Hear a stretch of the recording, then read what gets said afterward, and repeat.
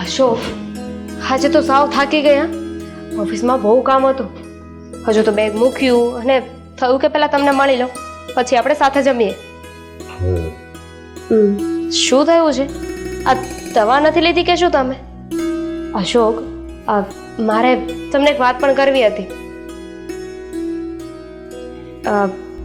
તમને ખબર છે, મેં સપને નહોતું વિચાર્યું કે મારા બોસ એટલા સારા હશે.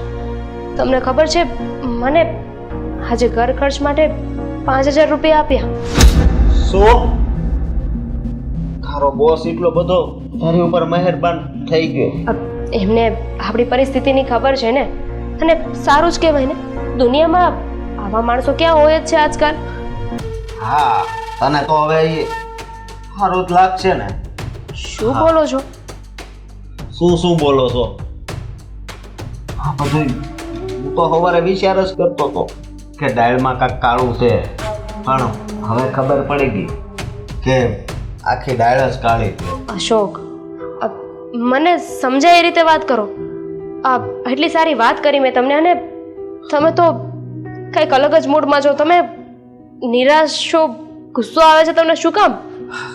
લફરું છે તારે. શું? હા, બોસ હારે તારે લફરું છે. અશોક, બસ કરો. કેવી વાત કરો છો તમે? તમને હાવ બોલતા પહેલા જરા શરમ ના આવી? મને શું ખબર તું ઓફિસે ગઈ હોય કે એની હારે ફરવા? હા, ઓફિસ જ ગઈ હતી. મારે શું કામ એમની સાથે ફરવું જોઈએ? આવીને ડાયરેક્ટ વખાણે કરવા મળે. બોસ આમ ને બોસ આમ ને. વાહ, તો સારું કામ કર્યું હોય તો વખાણ તો કરવા જોઈએ ને. આ તમે સારું કામ કરો તો તમારા પણ વખાણ કરું જ છું ને. અને તમને મારા ઉપર જરાય વિશ્વાસ નથી. તમે મારા પર આવો ખોટો આરોપ નાખી રહ્યા છો.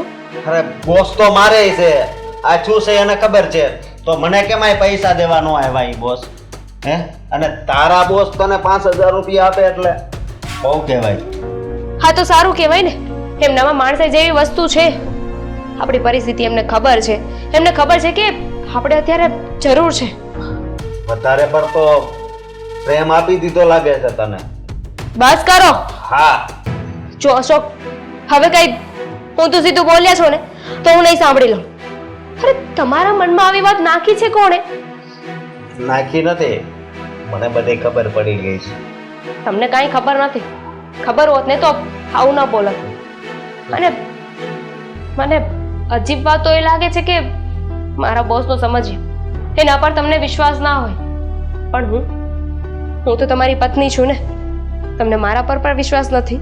પત્ની હતી, પણ હવે તો બોસની ગર્લફ્રેન્ડ બની ગઈ છો. અશોક, હા, જરાય બોલવામાં હદ નથી. બધું જ ભૂલી ગયા છો. અરે, આપણા લગ્ન થઈ ગયા છે. અને તમે જુઓ, તમે જે કહેશો ને હું સાંભળી લઈશ. કદાચ મને મોઢા પર ગાળ આપી દેશો ને તો પણ હું ખાઈ લઈશ. તમારો માર પણ સહન કરી લઈશ. પણ મારા ચરિત્ર વિશે કાંઈ નહીં. એ આવ્યા ત્યાં તો તું ભાને ભૂલી ગઈ. રોજ મને દવા આપતી અને કીધું કે દવા હું મૂકી દઉં છું. એ લેજે. હા, કારણ કે તમે જે સવારે દવા લ્યો છો ને એ પતી ગઈ છે. હવે તમારે ફક્ત બપોરની દવા છે, તો કઈ રીતે આપીને જાઓ? અશોક, અમારી સામે તમે વાત કરી તો કરી, પણ પ્લીઝ મારા બોસની સામે આવું નહીં બોલતા. નહીં તો શું વિચારશે આપણા વિશે? હું વિચારે તને છોડી દે છે, ખબર પડી જાય કે આના ઘરવાળાને ખબર પડી ગઈ. જો મારે અફેર હોય ને તો એને ઓલરેડી એ ખબર જ હોવી જોઈએ કે આપણા બંનેના લગ્ન થઈ ગયા છે. એટલે એને આ વસ્તુથી કોઈ ફરક ના પડે. બધાય બોસ સરખા નથી હોતા. સાચી વાત છે. અને તારી જેવી હોય એ પૈસા ઉપર નાસે. હા, તમારી પાસે તો બહુ બધા પૈસા છે ને, એટલે જ તો તમારી સાથે લગ્ન કરીને આ ઘરમાં આવી છું. જમવાનું કાઢું છું, જમી લેજો. મારે બીજી કોઈ વાત નથી કરવી.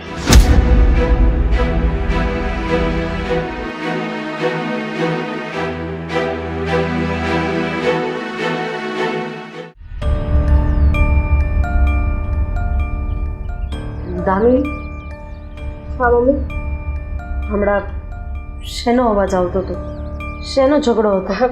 કઈ નહીં, એ તો હું અને અશોક વાત કરતા હતા. વાત કરતા હતા બેટા? વાત થવી અને ઝઘડો થવો એમાં ફરક છે ને? છોડો ને મમ્મી. નથી છોડો બેટા, તું કંઈક તકલીફમાં છે. મને ખબર છે કે કેટલાય દિવસથી તું સરખું જમતી નથી અને સુનમુન રહે છે. શું વાંધો છે? શું તકલીફ છે? હસબન્ડ વાઈફ વચ્ચે તો એવું ચાલ્યા કરે ને. જો બેટા, તમારા લોકો વચ્ચે મારે બોલવાનો કોઈ હક નથી, પણ જ્યારે દીકરો ખોટું કરી રહ્યો હોય ને ત્યારે બોલવું પડે. શું વાત છે? તને મારા સમજે? મમ્મી, તમને હું કેવી છોકરી લાગુ છું? કેવો સવાલ કરે છે? અરે મને ખબર છે કે તું ઘરેલો છોકરી છો. અરે ઘરને સાચવવા માટે તું કોઈ પણ હદ સુધી જઈ શકે એમ છે. ઘરની આબરૂને સાચવવા માટે તું કોઈ પણ હદ સુધી જઈ શકે એમ છે. અને આવો વાહિયાત સવાલ કેમ પૂછે છે? તો પછી આ વાત તમારો દીકરો કેમ નથી સમજી શકતો? જો એનો સ્વભાવ છે ને બેટા, એ થોડો વેમ વાળો છે. મમ્મી, શક કરવો અને સ્વભાવ એવો હોવો ને એ બંનેમાં ઘણો તફાવત છે. તમને ખબર છે ને મમ્મી, હું જોબ કરવા નહોતી માંગતી. મારે બસ ઘર જ ચલાવવું હતું. પણ અશોકનું એક્સિડન્ટ થયું. ઘરની પરિસ્થિતિ થોડી ડાઉન થઈ ગઈ. એટલે વિચાર્યું કે જો 5 પૈસા હું કમાઈશ ને તો આપણું ઘર થોડું વ્યવસ્થિત ચાલશે. એ વિચારીને મેં જોબ ચાલુ કરી. મારા બોસે આજે મને 5,000 રૂપિયા આપ્યા ઘર ખર્ચ માટે. આવીને મેં અશોક સાથે વાત કરી કે જુઓ ને, સર કેટલા સારા છે ને. આજકાલ આ દુનિયામાં એકબીજાનું વિચારવાવાળા બહુ ઓછા છે. તો અશોકને એવું લાગે છે કે મારી અને મારા બોસ વચ્ચે.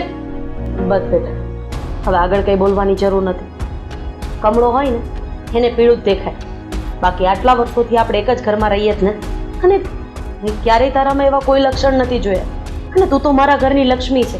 તારી માટે એવું વિચારવું ને એ પાપ છે. તો અશોકે કેમ વિચાર્યું? મારા સર મારા માટે મારા ભાઈ જેવા છે. અને એમના મનમાં પણ એવું કંઈ નથી. એમના ઘરે પણ એમની પત્ની છે. હું સમજુ છું બેટા, વિચારમાં ફરક હોય છે ને. હું સમજાવી દઈશ એને, તો જરાય ચિંતા નહીં કરતી. અશોકને હું સમજાવી દઈશ કે એ આવા વાહિયાત સવાલ જ ન કરે જેનું કોઈ મહત્વ જ નથી. મમ્મી, તમે સાચું નહીં માનો, પણ મેં ક્યારે કોઈ માટે એવું વિચાર્યું જ નથી. મારે શું કામ વિચારવું જોઈએ? મારા લગ્ન થઈ ગયા છે. હું મારા સંસારમાં ખુશ છું. એક મિનિટ, તે રામાયણ તો જોઈ છે, અને રામાયણમાં સીતા માતાને તો તું બહુ સારી રીતે ઓળખે છે. કેટલા પવિત્ર હતા. હા, એમ છતાંય આ સમાજે, આ દુનિયાએ, ભગવાન શ્રી રામે કોકના કહેવાથી એના ઉપર શંકા કરી હતી ને, તો પછી આપણે તો સામાન્ય નારી હતી. અને આવા બધા નાના મોટા જે પહાડો આવે ને આપણી જિંદગીમાં, એને પાર કરતા શીખવું પડશે. આ કાને સાંભળ ને આ કાને કાઢી નાખ. બાકી હું છું ને તારી સાથે. દરેકે દરેક વસ્તુમાં હું તારી સાથે છું. તારે જરાય હિંમત હારવાની જરૂર નથી.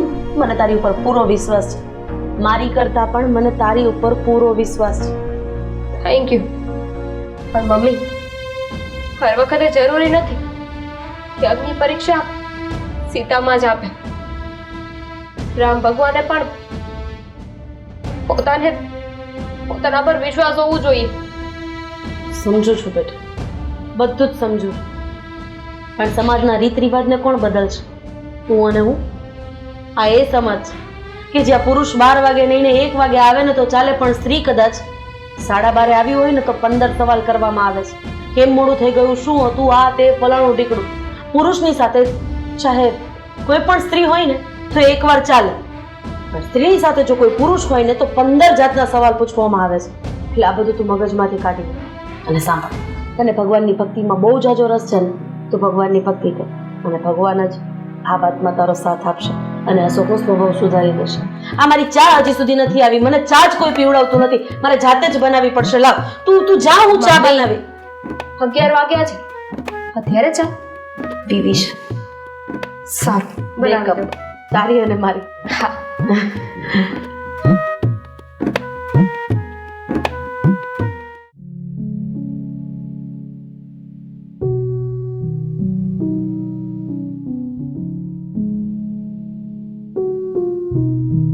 દાદા.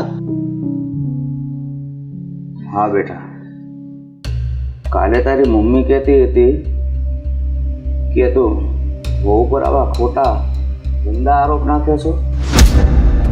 ખોટા આરોપ નથી દાદા, એ આરોપ હાસા છે.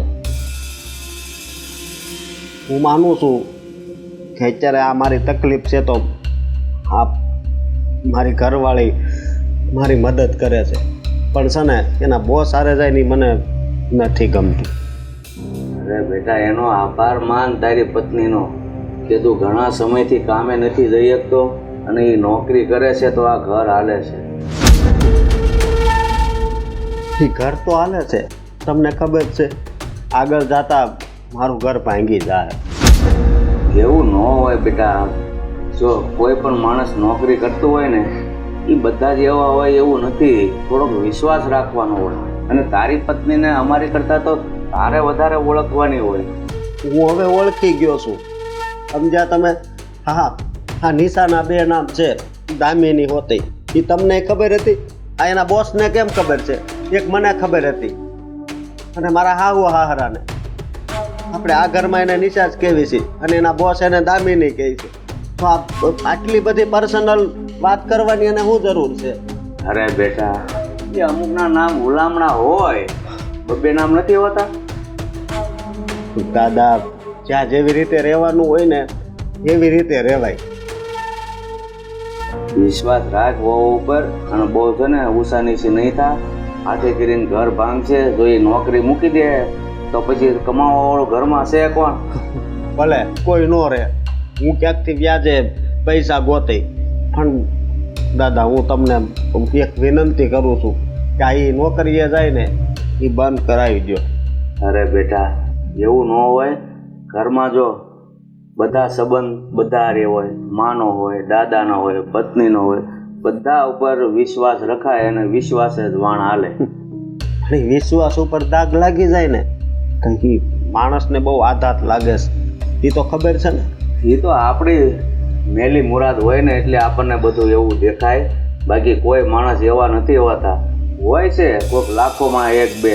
અરે આ દીકરી તો કેટલી ડાય છે. ઘરનું કામ કરે, નોકરી કરે, તારી સેવા કરે, ટાઈમે દવા આપે, અને તું આવી નજરથી જોશો એને? હું દવા આપે, એનો બોસ જ્યારે લેવા આવે ને ત્યારે દવા મારે લેવાનું બાકી હોય ને એ ટેબલ ઉપર મૂકી દે છે અને કહે છે કે તમારે ટાઈમ થાય તો લઈ લેજો. હા, તે એમાં ખોટું શું છે? એનો બોસ લેવા આવતો હોય ને તો એને એક એક મિનિટ કિંમતી હોય. તારી જેમ ન હોય કે હુઈ રહેવું છે. જો કે તું હુંશો વાગ્યું છે એટલે, પણ નોકરી કરીએ ને ત્યાં એક મિનિટ આગા પાછું નથી હાલતું. દાદા, તમને મારી ઉપર વિશ્વાસ નથી? હું તમને કહું ને એ ખોટી વાત નથી. હવે જે હોય એ તું છે ને મહેરબાની કરીને એને નોકરી જવાની ના નહીં પાડતો અને હું જાઉં છું. દાદા, એક મિનિટ. હા, 5,000 રૂપિયા હમણાં એનો બોસ આપી જાય એ બધું? અરે બેટા, એ તો આપણા ઘરની પરિસ્થિતિ જોઈને એનો બોસ છે ને, એના બોસને લાગણી છે આપણા ઘર ઉપર, એટલે આપણું ધ્યાન રાખે છે. બાકી બીજું કાંઈ નથી. એ લાગણી છીનવવા એવો છે, એટલી વાત મારે યાદ રાખજો. તું તારું ખોપરું છે ને બેટા સાફ રાખ. બાકી નિશા એવી છોકરી નથી. એને મારી ઉપર વિશ્વાસ નથી. જ્યારે ઘરની આબરૂ જાહે અને દાગ લાગશે ને ત્યારે બધાને ખબર પડશે કે હું હાસું કહેતો હતો.